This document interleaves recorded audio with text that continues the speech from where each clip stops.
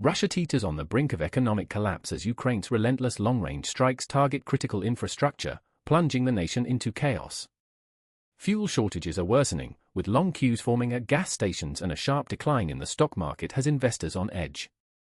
Despite these stark warnings, experts warn Vladimir Putin is unlikely to change course. The Kremlin's grip on the economy appears tenuous, with analysts fearing a perfect storm of inflation, food shortages, and a potential debt crisis.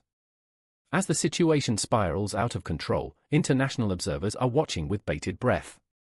The question on everyone's mind: can Putin's regime survive this perfect storm, or will it ultimately implode under the weight of Ukraine's unrelenting pressure? Breaking news from the Middle East, where a fragile peace is on the brink of collapse. Israeli forces have launched a devastating assault on the Gaza Strip, killing 3 Palestinians and triggering widespread outrage. The strikes, which targeted a series of Palestinian-owned homes, have left families in ruins and sparked fears of a new wave of violence. In a separate incident, Israeli authorities have restricted Palestinian worshippers at Al-Aqsa Mosque, blocking the call to prayer at the Ibrahimi Mosque. The move is seen as a deliberate provocation, further inflaming tensions between Israeli and Palestinian communities. As the situation in Gaza continues to deteriorate, the international community is calling for calm and restraint. The question now is, can both sides find a path back to peace, or will the cycle of violence continue to escalate?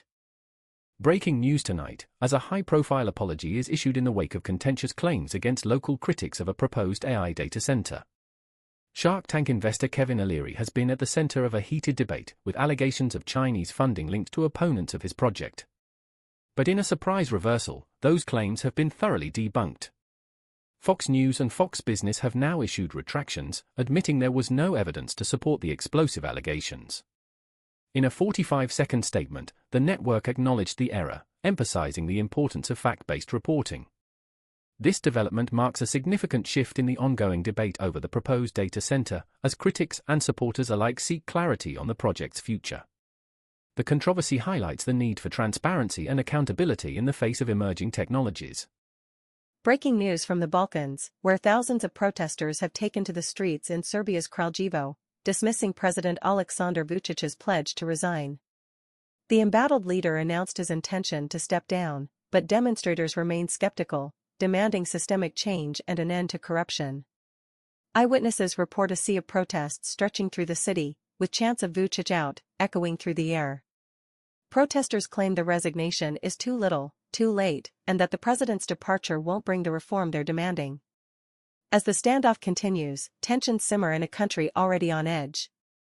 The question now is whether Vucic's resignation will be enough to quell the unrest, or if it will only fuel further protests and demands for change. We'll continue to bring you updates as this story unfolds.